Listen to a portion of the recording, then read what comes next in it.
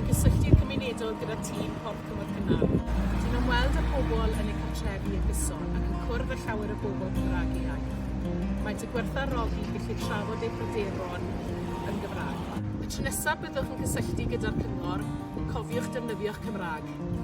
Dwi'n gweithio i gwasanaeth Llyfrgelloedd Ceredigion, sydd yn rhan o wasanaeth Gofal Cwsmer. Mae gen i staff gyfeillgar sydd ar gael i ymateb yr ymweliadau yn y Gymraeg o draws y sir, trwy ffôn, e-bost neu wyneb yn wyneb. Ni'n falch iawn pan mae cwsmerau ni'n siarad Cymraeg gyda ni. Felly tro nesaf chi ymweld â'r gwasanaeth, cofiwch siaradwch y Cymraeg yn gyntaf.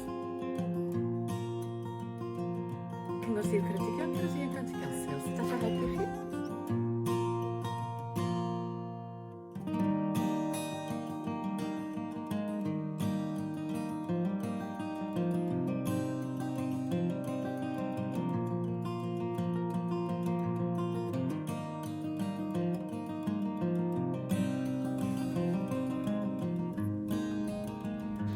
Mae croeso chi ddefnyddio'r Gymraeg neu Saesneg yn y cyfarfod.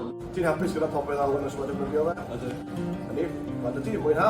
Diolch. Mae gen ti hawl i ddefnyddio'r Gymraeg, eich cyngor, eich iaith, eich dewis.